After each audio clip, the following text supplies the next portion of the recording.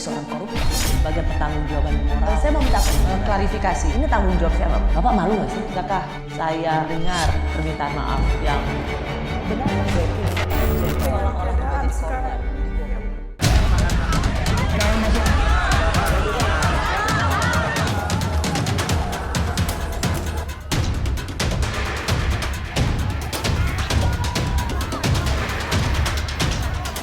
Ya, saya belum tahu maksudnya apa kok perubahan itu terjadi. Tentu kita menyesal itu terjadi, tidak seperti 5 tahun yang lalu. Ya kita kan ngikut aturan KPU juga. Kan saya juga nggak tahu update-nya di sana seperti apa. Kita ngikut aja kok ya. Sama aja. Nggak ada yang menguntungkan siapa-siapa kok. Nggak apa-apa, itu urusan KPU. Saya disuruh debat, setuju, disuruh lomba goreng martabak.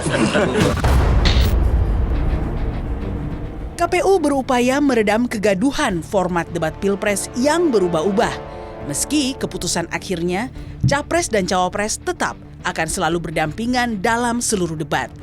Namun, Capres-Cawapres pendamping tidak berhak bicara dalam debat. Jadi didampingi, kalau yang bicara Capres ya, Cawapres ikut mendampingi, kalau yang bicara Cawapres, Capresnya mendampingi. Yang bicara adalah saat debat Capres ya, Capres yang bicara. Saat debat Cawapres yang bicara yaitu adalah Cawapres.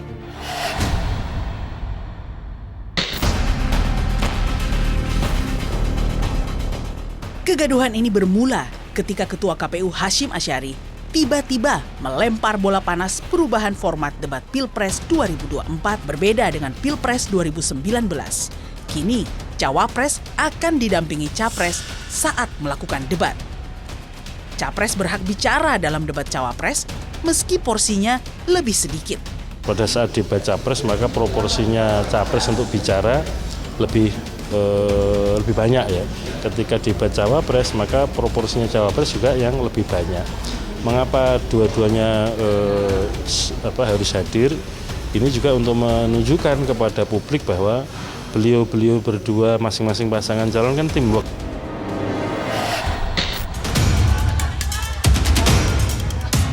Otak-atik format debat ini pun menuai kontroversi. Timnas Amin mengkritik dan bahkan mempertanyakan, apakah KPU bermanuver?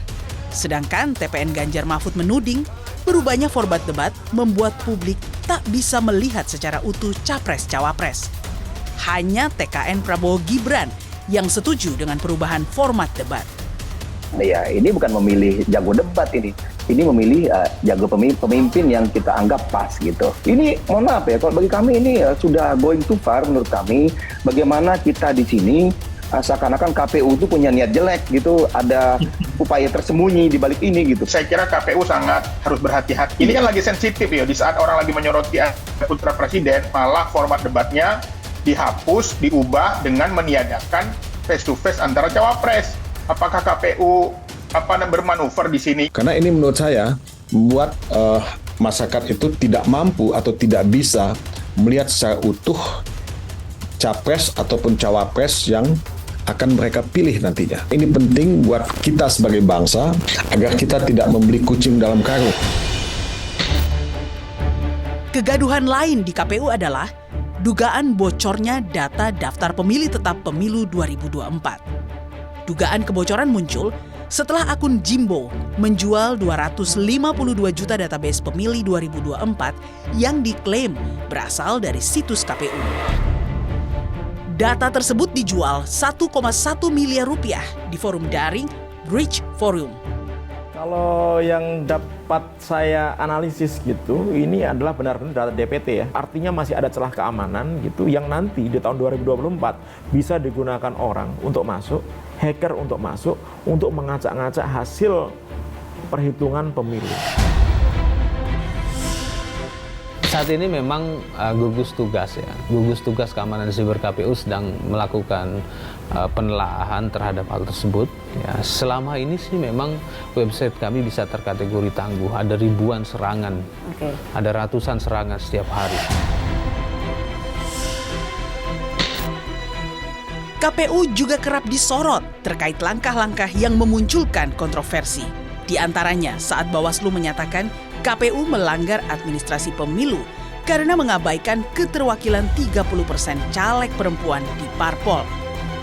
Selain itu, KPU terbukti teledor dengan keputusan MA yang mematahkan peraturan KPU tentang mempercepat daftar caleg mantan koruptor.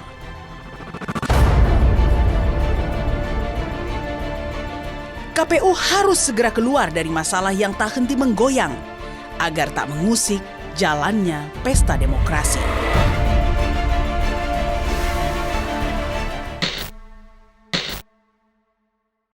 Saya sudah bersama orang yang paling bertanggung jawab atas kegaduhan di KPU akhir-akhir ini. Ia adalah Ketua Komisi Pemilihan Umum Bapak Hashim Asyari. Pak Hashim, terima kasih di tengah waktu kesibukan menyempatkan waktu di Rosi. Terima kasih. Terima kasih, Rosi. Pak Hashim, KPU ini dalam beberapa bulan selalu mendapat sorotan karena dianggap kontroversi.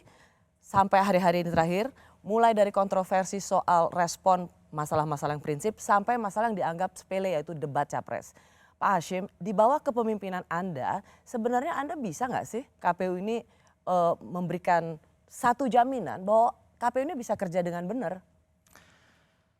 Saya sebagai Ketua KPU tidak bekerja sendiri. Kami satu tim, 7 orang anggota KPU dan juga dengan dukungan supporting staff, supporting system dari kesekjenan KPU. Tentu sudah menjadi komitmen kami sejak awal ketika diberikan amanah untuk memimpin penyelenggaraan pemilu 2024, kami bekerja semaksimal mungkin. Dan ukuran yang kami gunakan adalah yang paling penting, pegangan terhadap ketentuan yang diatur di Undang-Undang Pemilu. Itu pada prinsipnya yang kita upayakan. Ya. Maaf Pak Hashim, pertanyaan saya awal ini untuk sebenarnya bagian dari keraguan publik terhadap KPU. Nah, hal yang paling simpel saja soal debat. Dalam berkali-kali kita mendengar debat capres dari 2004 sampai 2024 itu nggak pernah sampai heboh soal debat capres gitu. Pertanyaan awal saya pada Anda soal debat ini. Memang KPU, terutama Ketua KPU ini sedang melindungi paslon tertentu ya? Saya bekerja dan KPU bekerja menurut undang-undang. Kalau kita baca undang-undang pemilu, rumusan yang digunakan kan debat pasangan calon. Dan kemudian di dalam penjelasannya, debat ini salah satu metode kampanye ya untuk pemilu presiden. Kemudian di dalam penjelasan ditentukan bahwa kesempatan untuk debat itu 5 kali. Betul. Dengan komposisi 3 kali debat calon presiden dan 2 kali debat calon wakil presiden. Iya. Dan kami memang mendesain itu, bisa dicek di peraturan KPU tentang penyelenggaraan kampanye. Dan kita tidak keluar dari yang ditentukan itu. Dan kalau kita cek misalkan perbandingannya dengan pemilu 2019, cawapres cuma tampil sekali dengan undang-undang yang sama. Dan kami mendesain debat cawapres 2 kali. Karena itu saya terus terang agak kaget ketika muncul media bahwa debat cawapres ditiadakan. Saya bilang, ini informasi dari mana? Padahal di internal KPU dan ketika rapat dengan tim pasangan calon 29 November yang lalu, situasinya ya memang bersepakat. Aturannya begini, debat capres kesempatannya 3 kali dan debat cawapres 2 kali. Nggak ada motif, nggak ada pikiran, nggak ada niat untuk menghapus debat cawapres. Justru kami ingin katakanlah ya mengembalikan porsi bahwa memang debat cawapres itu kesempatannya 2 kali. Ya. Pak Hashim, mungkin begini, kalau kita flashback itu ketika FGD pertama antara KPU dan masing-masing tim pasangan calon, Pak Hashim sebagai ketua KPU itu langsung bilang bahwa ya ini karena bagaimana paslon duit tunggal supaya mereka kompak. Itu ditangkap orang bahwa debat capres ini ya dua-duanya. Dan orang kan langsung berpikir ini ketua KPU ini lagi mau melindungi pasangan calon presiden dan wakil presiden, terutama ingin melindungi wakil presiden supaya tidak tampil debat sendirian gitu. Ini Anda harus klarifikasi. Memang Anda sedang melindungi calon wakil presiden Mas Gibran supaya tidak berhadapan dengan Caimin dan Pak Mahfud? Kepikiran aja enggak, apalagi punya niat ya. Dan yang ingin saya tanyakan, orang-orang dari tim pasangan calon yang ikut hadir dalam rapat, saya cek satu persatu media nggak ada yang bicara tentang itu. ini karena ada yang menulis berita bahwa seolah-olah debat cawapres ditiadakan. Padahal yang kami maksud adalah yang namanya debat pasangan calon kan tampil berdua, pasangan calon. Bahwa kemudian saat debat capres yang bicara capres, kemudian debat cawapres yang bicara adalah cawapres. Harusnya itu clear dong. Nah, dan pada saat itu 29 November belum ada keputusan atau kesimpulan apa-apa. Tapi yang ditulis oleh media itu menyebut bahwa KPU sudah menetapkan. Sehingga saya bilang, dari mana menetapkan? Oh, ini masih pertemuan pertama. Pada tanggal 29 November KPU masih memberi kesempatan kepada 3 pasangan calon, tim 3 pasangan calon yang hadir pada rapat itu, kami mohon memberikan catatan, usulan tertulis supaya kemudian karena begini, rapat pertama ini kan tim yang hadir. Ya. Apa yang dijadikan pembicaraan di situ dikonsultasikan dengan pasangan calon dan juga dikonsultasikan dengan apa? Tim besarnya lah, tim Sebenarnya kampanye. ini kan terjadi dalam setiap 5 tahunan sekali. Betul, biasa dan nggak ada apa-apa sebetulnya. Karena ada yang menulis misleading kayak begitu dan kecenderungannya disinformasi ya. Kemudian saya sampaikan kepada teman-teman wartawan yang katakanlah yang hari-hari ngepost di KPU ini gimana ceritanya kok Ya, bisa tapi ada saya yang nulis begitu. gini Pak, soal kenapa ini menjadi salah tangkap itu tidak lepas dari kontribusi Ketua KPU Pak Hashim. Karena Betul. Pak Hashim di FGD pertama itu Bapak langsung mengatakan supaya mereka tampil kompak calon presiden dan calon wakil presiden.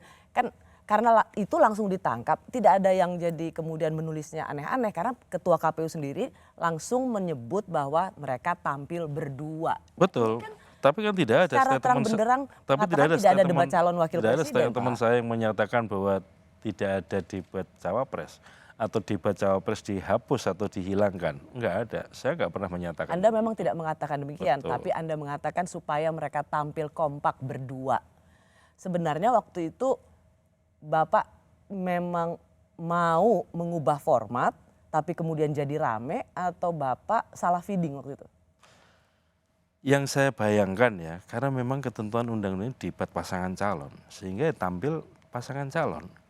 Bahwa kemudian proporsi bicaranya saat debat capres yang bicara capres, saat debat cawapres yang bicara cawapres ya.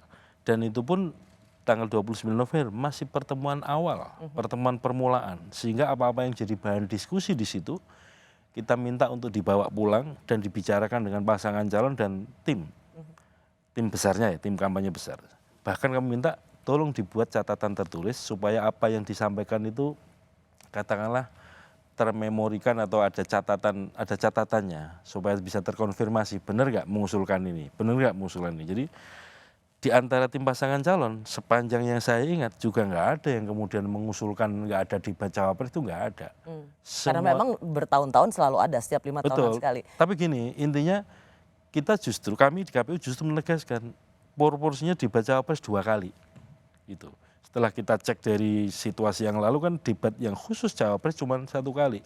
Jadi kalau misalnya disebut KPU mau mengubah format, sebetulnya dalam rangka untuk mengembalikan kepada ketentuan norma yang ada di perundang-undangan. Bahwa debatnya capres 3 kali, cawapres 2 kali. Jadi kepikiran saja tidak, apalagi berniat untuk katakanlah menghilangkan debat cawapres atau katakanlah menghindarkan seseorang untuk debat dengan orang yang lain, enggak ada. Oke. Pak Hashim kalau gitu saya mau minta klarifikasi supaya clear nih. Jadi ini tinggal 5 hari lagi loh Pak. Ini kita bicara ini sekarang tanggal 7 Desember, 5 hari lagi 12 Desember itu debat cawapres pertama. Dalam 5 kali debat, jadi biar clear. Debat capres cawapres yang sama-sama itu berapa kali? 5 kali debat semua pasangan calon hadir. Ya. Debat pertama debat capres itu yang punya kesempatan bicara capres. Hanya capres? Capres. Tampil untuk menjawab, merespon, dan memberikan paparan capres. Debat kedua cawapres, yang bicara juga hanya cawapres. Hanya cawapres? Cawapres. Sendiri? Sendiri. Okay. Yang bicara ya, bahwa kemudian dia tampil berdua sambil berdiskusi kan urusan mereka. Nah ini kita supaya orang clear, itu nggak usah ditambah-tambahin. Orang tuh hanya ingin dengar di podium betul, itu yang debatnya bicara, siapa. Iya, kalau saya katakan debat capres ya kesempatan bicara capres. Ya. Debat kedua cawapres yang bicara cawapres. Debat ketiga jatahnya capres yang bicara capres. Yang debat antar capres. Yang keempat debat cawapres yang bicara antar Hanya cawapres. Terakhir debat jatahnya capres, yang bicara juga capres. Gitu. Itu kesepakatan terakhir yang kemudian dilakukan pada rapat tanggal 6 Desember kemarin. Baik. Jadi ini udah final belum Pak?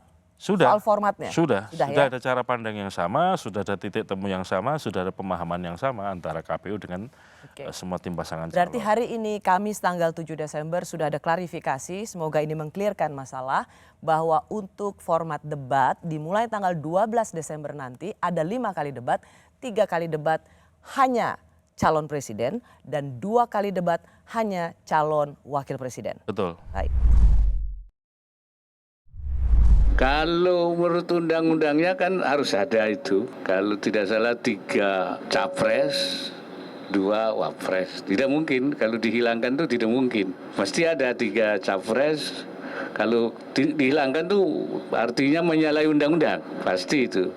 Ya, kalau dulu memang tidak ada perdebatan sebelum perdebatan itu nggak ada. Nah sekarang ada debat karena ada isu bahwa nanti kalau itu akan didampingi. Mestinya 2 capres sendiri, 2 wapres sendiri, 1 bareng capres dengan wapres misalnya. Itu mungkin lebih elok ya. Masih bersama saya Ketua KPU Pusat periode 2022 hingga 2027 Bapak Hasyim Asyari. Pak Hasyim, tadi kita sudah dengar sampai Pak Wapres itu, Pak Ma'ruf Amin ikut bersuara karena melihat pertanyaan publik ini mau menghapus debat cawapres. Jadi wakil presiden sampai bilang saya aja debatnya sendirian, kenapa itu harus diubah? Mungkin beliau lupa kalau debat beliau waktu itu cuma sekali ya. 2019 debat yang khusus cawapres, rekamannya masih ada, berita-beritanya ada, debat cawapres yang khusus head to head antar cawapres cuma sekali. Nah oleh karena itu, karena di Undang-Undang Pemilu dan dalam peraturan KPU sebagai turunan dari Undang-Undang Pemilu menentukan bahwa 5 kali debat itu komposisinya 3 kali debat capres dan 2 kali debat cawapres, justru KPU ingin menggelar debat capres itu sebagaimana yang ditentukan dalam undang-undang. Jadi nanti kesempatan untuk debat capres 3 kali dan debat cawapres 2 kali. Artinya yang memang capres sama capres, cawapres sama cawapres komposisinya seperti itu. Pak Hasyim sudah menerangkan, mengklarifikasi di program Rosi ini soal 5 kali debat capres, 2 calon presiden saling berhadapan dan 3 debat calon presiden saling berhadapan dan 2 debat calon wakil presiden berhadapan. Ini sudah dikelirkan di Rosi. Terima kasih Pak Hasyim. Hanya memang KPU akhirnya mengubah format seperti di undang-undang ini. Kita berterima kasih pada tekanan publik. Jadi karena itu menjadi bagian yang mengingatkan KPU supaya nggak main-main dengan format debat capres-cawapres. Kalau dianggap mengubah format, itu bukan kemudian mengubah format keluar dari ketentuan undang-undang. Kita kan melakukan evaluasi dari catatan-catatan pelaksanaan pemilu sebelumnya. Setelah kita cek informasi, data, tayangan, memang situasi yang lalu 2019 debat cawapres cuma sekali. Maka kemudian kalau dianggap mengubah format itu mengubah format pemilu dari 2019 kembali ke format yang ditentukan oleh Undang-Undang Pemilu, yaitu debat capres 3 kali, debat cawapres 2 kali.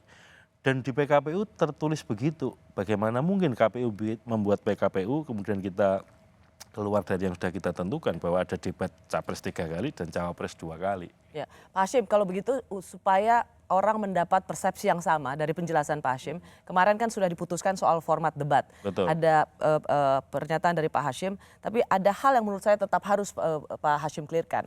Tapi saya tunjukkan dulu, kita dengarkan dulu apa penjelasan dari Ketua KPU. Penegasannya itu tidak diskusi gitu Pak. Dua-duanya dipanggil atau salah satu ada di... Ya, namanya didampingin di sebelahnya kan. Oh, berarti menjadi pajangan dong Pak. Kalau misalnya yang ngomong capres aja, cawapres diem aja. Misalkan sebelum capres jawab boleh diskusi sama capres. Soal beliau berdiskusi atau tidak kan urusan capres cawapres. Yang bicara adalah saat debat capres ya, capres yang bicara. Saat debat cawapres yang bicara yaitu adalah cawapres. Berarti bisa saling bantu ya Pak nanti di atas podium. Silakan ditafsirkan sendiri Mbak. Oh, terima kasih. Nah, penjelasan Bapak kemarin ini juga bisa membuat orang menafsirkan macam-macam. Kan harusnya debat cawapres masih bisa dibantu dong sama-sama di podium. Kemudian jadi presiden capresnya pajangan.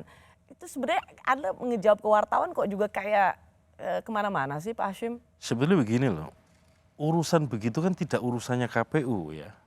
Urusan KPU itu memberikan porsi saatnya debat capres, capres yang bicara. Sudah saya tegaskan tadi. Ya. Saat debatnya cawapres, cawapres yang bicara.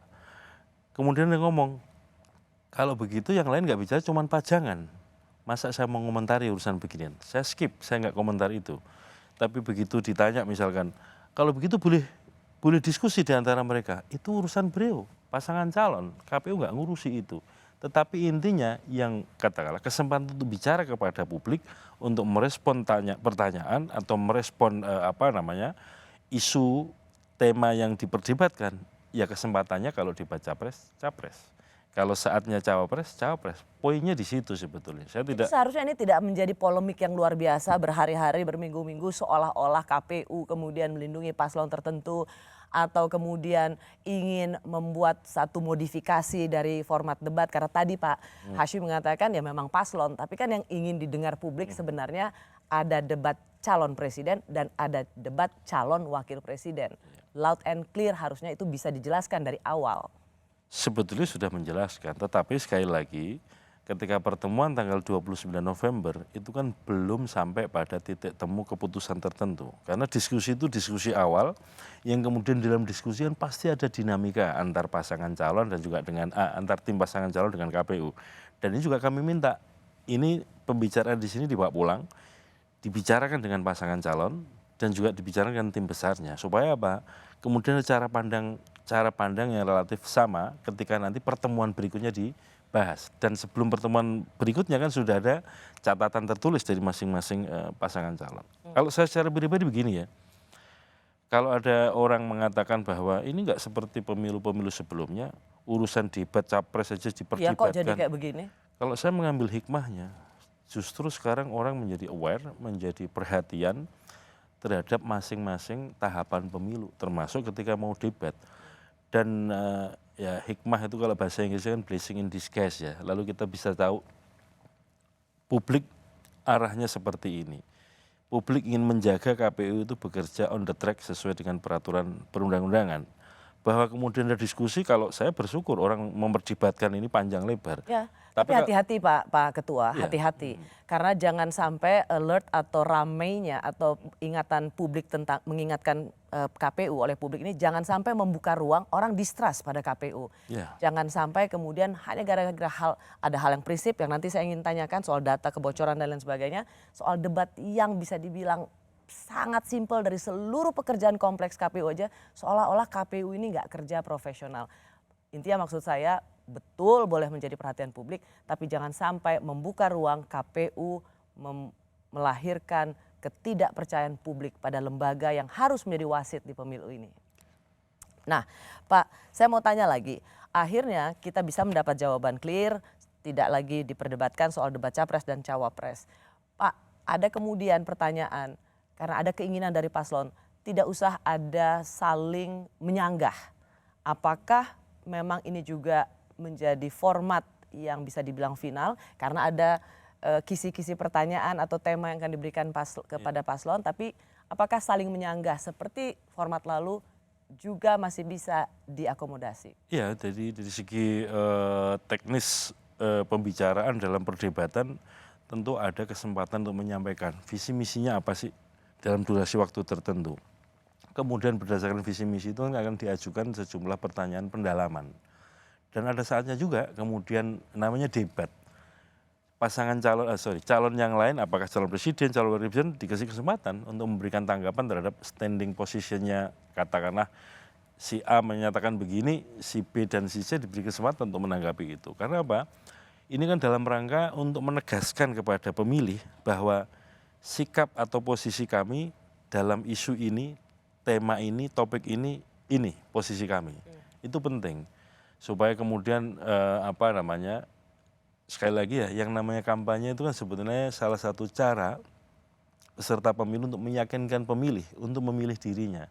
Nah kesempatan seperti ini harus digunakan dan memang KPU memberikan kesempatan itu.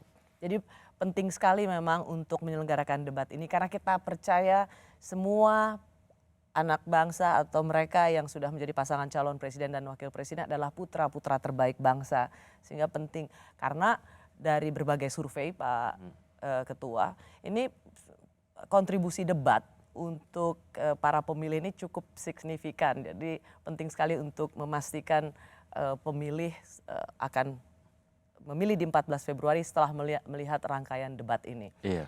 Pak, saya mau tanya, orang kan selalu mengkaitkan Pak Ketua ini, bisa belok-belok kayak gini, kemarin awalnya bilang pakai porsi 70-30 dan sekarang ini. Apakah memang KPU ini mendapat semacam arahan untuk memodifikasi debat capres? Saya secara pribadi untuk urusan yang ini maupun urusan yang lain tuh nggak pernah ada ya arahan, tekanan atau pressure dari siapapun ya. Bahwa KPU sebagai penyelenggara pemilu selalu di tengah-tengah posisinya. Karena ini kan orang berkompetisi, partai, calon berkompetisi. Sering saya bilang, definisi tentang pemilu itu adalah arena konflik yang dianggap sah dan legal untuk meraih kekuasaan atau mempertahankan kekuasaan. Maka dalam posisi ini kan sebenarnya KPU berada di tengah-tengah supaya kemudian seperti kata Mbak Rosi tadi, jangan sampai KPU menjadi faktor pemicu konflik. Yeah. Menjaga ini bukan pekerjaan mudah. Pekerjaan teknikalitas dan manajemen pemilu itu satu hal yang berat. Tetapi yang lebih berat lagi itu menjaga posisi KPU supaya kemudian tidak dipersepsikan berada di salah satu pihak atau menguntungkan pihak lain atau merugikan pihak lain. Ini Pak Hashim yang paling aware berat. ya, saat ini juga sudah mulai ada persepsi itu. Saya paham, karena kan kita mengikuti berita, mengikuti pembicaraan, dan juga di ruang-ruang publik maupun berbagai macam informasi yang masuk kan kita juga mengikuti. Nah karena itulah kemudian KPU harus makin secara pribadi maupun secara kelembagaan harus makin hati-hati dalam mengambil sikap dan juga dalam mengambil keputusan. Kembali ke soal tadi ya, rapat 29 November ini kan masih awal dan nggak ada cerita di dalam itu alot, perdebatannya kenceng, saling ini nggak ada. Karena mereka teman-teman yang jadi tim pasangan calon kan berteman semua, sangat cair diskusinya, termasuk diskusi yang rapat yang tanggal 6 Desember kemarin. Masalahnya masing-masing punya notulensi. Betul. Nah, yang saya lihat KPU tidak maju untuk berbicara, menengahi atau menyelesaikan kegaduhan ini karena KPU sendiri seperti tidak punya notulensi rapat Ada yang bisa notulensinya. diterima. Nah, kenapa tidak dari awal langsung mengatakan sebentar masih akan tetap dibahas sehingga nggak menjadi polemik seolah-olah kemudian KPU ini sedang bermanuver. Sebenarnya sudah saya sampaikan ya, persoalan ditulis atau nggak tulis kan bukan urusan saya ya, tapi kan sudah saya sampaikan bahwa KPU belum mengambil keputusan apapun, KPU belum menetapkan apapun. Tapi yang jadi problem ketika sudah ditulis KPU sudah menetapkan, KPU sudah memutuskan. Ini kan masih sangat cair ketika pertemuan pertama. Kami KPU mau menyampaikan pandangan bahwa debat itu begini, formatnya menurut undang-undang. Dan seterusnya silahkan diskusi di sini dan kemudian nanti dimatangkan lagi dengan menyampaikan usulan tertulis. Itu untuk jadi bahan rapat berikutnya yang kita selenggarakan tanggal 6 Desember kemarin. Alhamdulillah kemarin kan kemudian ada titik temu antara KPU dengan pasangan calon untuk format debat dan seterusnya. Catatan saya dan saya rasa banyak yang juga ikut mengamati ini, Pak Hashim, ini seharusnya debat ini nggak dibahas berlarut-larut sampai tinggal 5 hari loh. Dari hari ini kita bicara sampai hari Selasa depan 5 hari ini sebenarnya agak beresiko.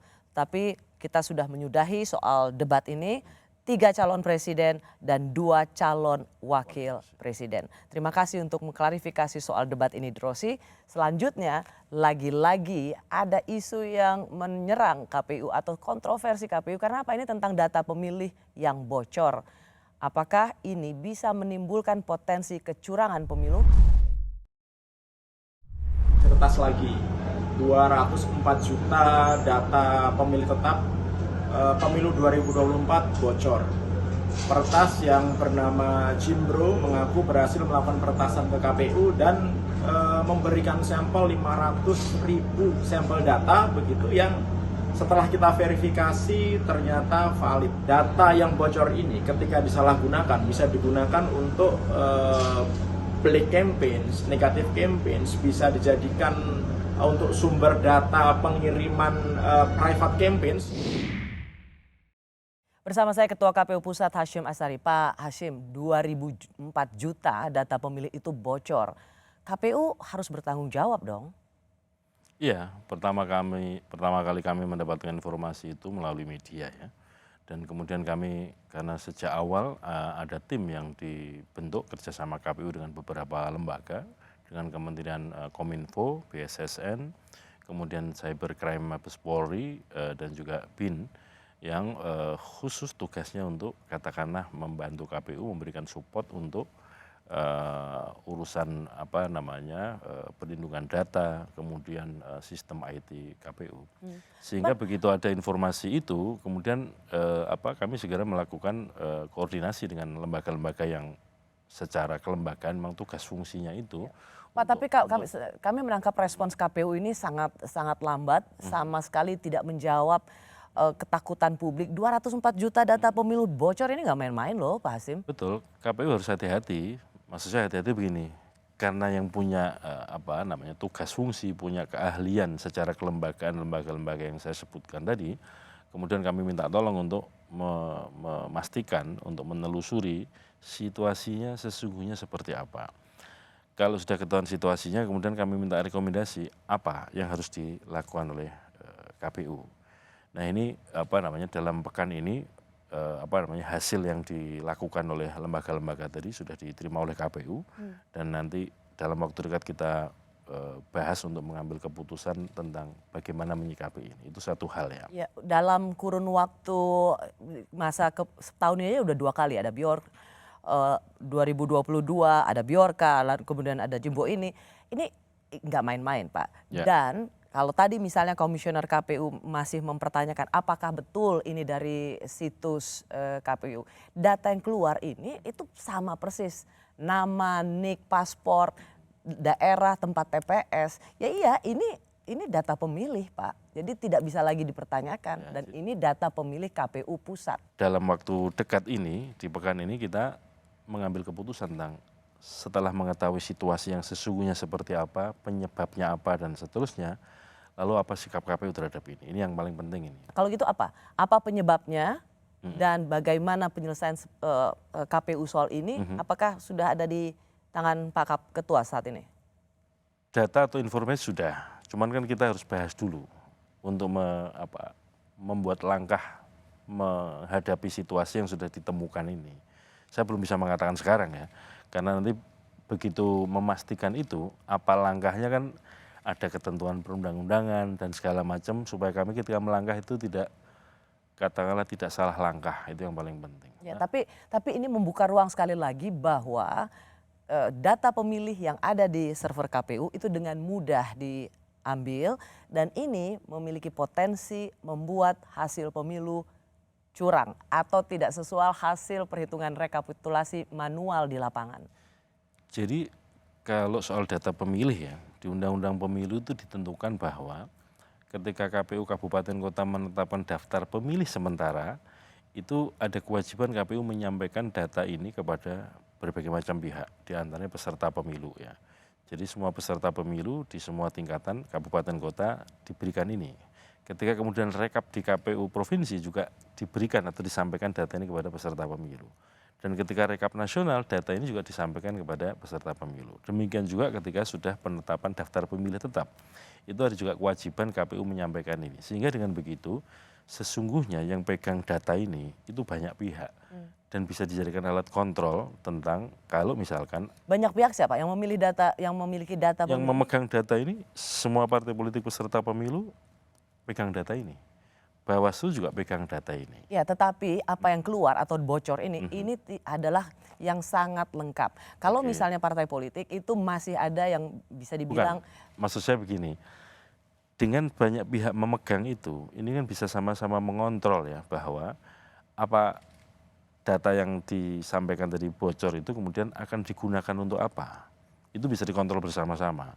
Bahwa kemudian ada titik lemah, kami akui ya, karena kan setelah ditelusuri ada titik lemah di salah satu bagian dari sistem informasi daftar pemilih yang dikelola KPU ini. Tapi ingin saya katakan bahwa semua ini bisa dikontrol oleh banyak pihak. Ketersediaan data pemilih dan kemudian validitas data pemilih ini. Ya, betul itu bisa dikontrol banyak pihak. Tapi ini punya potensi bagaimana legitimasi perhitungan suara oleh KPU itu bisa dipertanyakan. Sebagai contoh misalnya Pak Hashim, kita akan dengarkan bagaimana respons para calon wakil presiden maupun para paslon ini melihat apa yang terjadi soal kebocoran data. Ini tentang ratusan juta data pemilih yang bocor. Ini dia. Ya, ini menunjukkan keteledoran. Kita harus kontrol terus KPU, bantu KPU, sukseskan pemilu. Karena ini menunjukkan bahwa ada upaya sistematis yang akan mengganggu pemilu. Tim IT kami juga sedang mencoba memantau terus-menerus, tapi tentu saja APH kita harapkan segera bertindak dan KPU segera memperbaiki. Sistemnya tidak boleh rentan, karena ini nanti yang membuat publik punya anasir-anasir negatif. Segera KPU perbaiki, segera proteksi, segera cari orang-orang terbaik untuk bisa meyakinkan bahwa IT sistemnya itu beres. Ya itu harus ditangkap, harus diselesaikan. Karena kebocoran data itu adalah data pribadi kita, data pribadi gue, data pribadi ente semuanya, masa di blow up ke orang lain yang nggak punya kepentingan. Jadi itu harus diatasi dan harus dicari penyebabnya. Siapa yang tanggung jawab data yang sepenting itu jadi bocor. Ya. Ada upaya yang sangat sistematis untuk mengganggu pemilu. KPU terkesan lemah soal menjaga ini. Kami berusaha keras ya. Dan sejak awal ketika KPU menggunakan berbagai macam sistem informasi, teknologi informasi untuk layanan kepemiluan, kami sudah menjalin kerjasama dengan berbagai macam lembaga yang punya kompetensi tentang ini, tentang IT. Dan situasi ini kan tentu kami melakukan perbaikan-perbaikan di dalam diri KPU sendiri setelah mengetahui titik lemahnya ada di mana.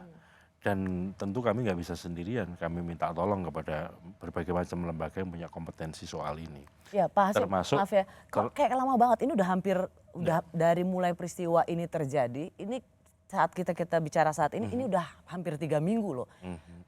Ratusan juta data pemilih bocor, kita belum mendengar penjelasan resmi dari KPU tentang apa yang terjadi. Ya. Karena kami juga mendapatkan informasi hasil penelusuran juga baru-baru saja. Gitu. Kok lama banget? Ya kan menelusuri kan nggak kemudian di luar kemampuan KPU ya. Ada lembaga yang menelusuri ini. Kami mendapatkan informasi resminya, surat yang kami terima kan juga baru 1-2 hari ini. Ini kan juga kami juga harus hati-hati menanggapi ini, dan setelah mendapatkan surat ini, mendapatkan hasil kajiannya, kita harus rapat dulu dengan tim di internal KPU maupun dengan lembaga-lembaga yang punya kompetensi tentang ini. Oke lah, ada koordinasi, termasuk ada urusan penegakan hukumnya ya. Iya, tapi ini tentang data pemilih yang orang kemudian, wah berarti paling enggak 204 juta suara itu atau data pemilih itu bisa dipakai untuk memanipulasi hasil pemilu.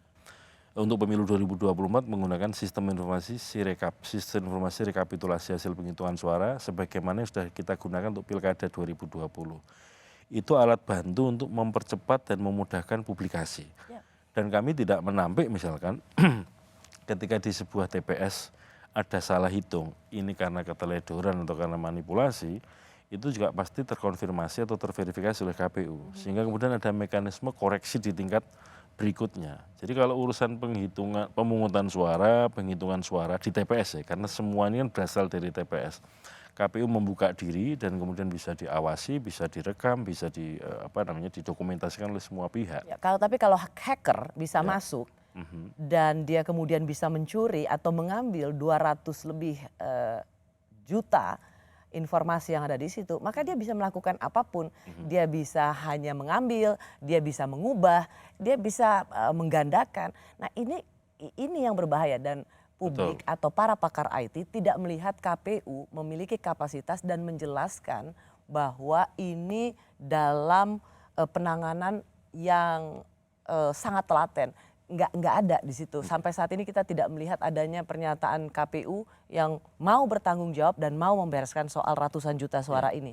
Tentu kami bertanggung jawab karena katakanlah sebagai pemangku data, terutama data pemilih, ini menjadi ruang lingkup tanggung jawab KPU. Namun demikian, untuk menyampaikan kepada publik kan KPU harus firm dulu terhadap situasi yang dihadapi ini. Dan kemudian langkah strategis apa supaya kemudian ketika KPU tampil ke publik menyampaikan informasi perkembangan ini, katakanlah supaya final yang disampaikan, bukan sesuatu yang kemudian memulai sesuatu yang belum jelas. Kita bicara hari ini 7 Desember, Pak Ketua, kira-kira kapan timeline atau waktu yang Bapak berikan bersama komisioner lain untuk memberikan penjelasan soal ratusan juta data pemilih yang bocor ini? Rencananya besok kita akan menggelar rapat itu untuk kemudian menentukan langkah yang tepat yang harus dilakukan oleh KPU. Baik. KPU di bawah komando Hashim Asyari banyak menuai kontroversi hingga pelanggaran administrasi pemilu. Apa penjelasan Ketua KPU? Masih bersama saya Ketua KPU Pusat Hashim Asyari. Pak Hashim, saat ini banyak sekali yang menyerukan soal pentingnya wasit, yaitu dalam hal ini KPU, penyelenggaraan pemilu, juga seorang wasit yang jujur dan adil, supaya hasil pemilu nanti dapat dihormati sebagai hasil yang dapat dipercaya. Bagaimana KPU sebenarnya bisa bertindak tegas dengan segala sesuatu yang mengangkut pelanggaran pemilu? Jadi kalau urusan KPU sebagai penyelenggara pemilu, penyelenggara teknis kepemiluan, kalau ada tindakan yang dianggap atau diduga pelanggaran, ada lembaga lain yang punya kewenangan itu, buat penilaian dan kemudian memproses. Bawaslu misalnya? Ya, Bawaslu. Gitu. Jadi dalam situasi kalau ada masyarakat melihat atau menyaksikan sebuah tindakan yang itu dalam pandangan mereka masuk kategori pelanggaran, ada mekanismenya dilaporkan ke teman-teman Bawaslu. Dan di Bawaslu punya mekanisme untuk menangani ini. Oke, karena yang lagi rame saya harus ingin juga dipertanyakan tidak saja publik, tapi kemudian mereka yang mengutarakan pertanyaan di sosial media, yaitu soal pelanggaran antara bagi-bagi uang, bagi-bagi susu. Ini kok KPU dan Bawaslu berbeda pandangan soal ini. Kita dengarkan seperti apa perbedaannya. Silahkan masa kampanye, tapi CFD tidak digunakan untuk kegiatan politik. Kami mengingatkan pada saat itu. Dan kalau ada temuan, silakan. Kami pasti akan koordinasi dengan, kami akan supervisi kepada teman-teman DKI. Ya bentuknya karena ini mungkin saja ada masalah sehingga kami harus ingatkan yang bersangkutan, Mas Gibran misalnya, untuk tidak melakukan hal demikian. Itu dari Ketua Bawaslu yang mengatakan bahwa ini harus diingatkan. Tetapi dari Komisioner KPU Pak Idham Holik mengatakan kampanye pembagian makan siang dan susu gratis bukan merupakan pelanggaran selama bukan dalam bentuk uang. Jadi siapa yang harus didengar nih, KPU atau Bawaslu? Jadi kalau di peraturan KPU tentang kampanye itu ada fasilitasi yang disiapkan oleh peserta pemilu kepada pemilih ya. Dan ada nominalnya, besarnya. Bukan dalam arti memberikan uang ya, tapi besar yang dibagikan itu ada batasnya. 100.000. Jadi nilai yang dibagikan nggak boleh lebih dari itu. Tapi sekali lagi itu dalam rangkanya untuk sebagai sarana alat peraga kampanye.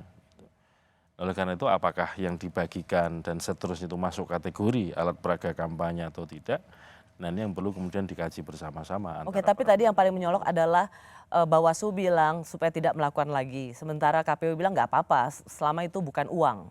Jadi sebenarnya kalau bagi-bagi makanan di Car Free, bagi-bagi susu untuk di Car Free Day itu salah apa enggak?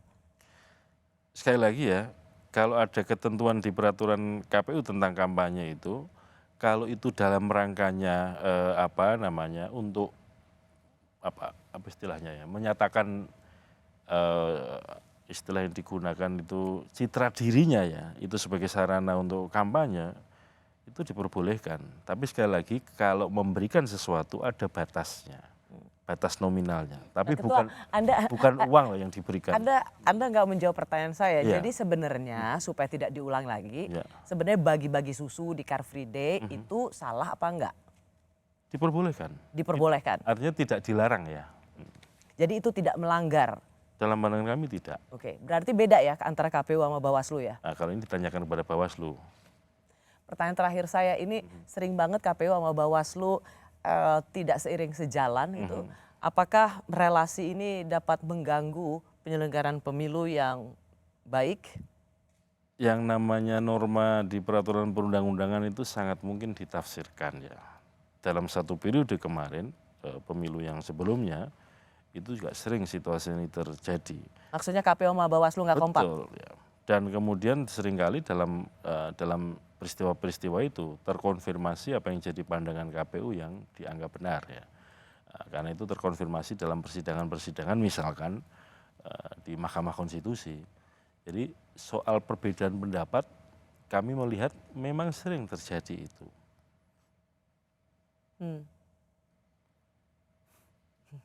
Karena masing-masing punya pandangan ya. Tapi kalau KPU sudah kalau misalnya punya pandangan dan kemudian itu dituangkan dalam kebijakan tertulis misalkan PKPU, itu juga ada ketentuannya di Undang-Undang Pemilu. Ya. Kenapa saya tanyakan ini Pak Ketua, karena sering saling melaporkan di DKPP. Nggak pernah KPU melaporkan. Ya, Bawaslu KPU melaporkan selalu terlapor. KPU di DKPP. Semoga relasi apapun yang terjadi antara KPU dan Bawaslu tidak mempengaruhi penyelenggaraan pemilu di 2024. Semoga saja. Baik pemilu nasional maupun untuk pilkada. Terima kasih Pak Hashim Asyari sudah meluangkan waktu di Rosi. Terima kasih juga bagi Anda yang menyaksikan program Rosi. Kita ketemu lagi Kamis depan. Tetaplah di Kompas TV, independen, terpercaya.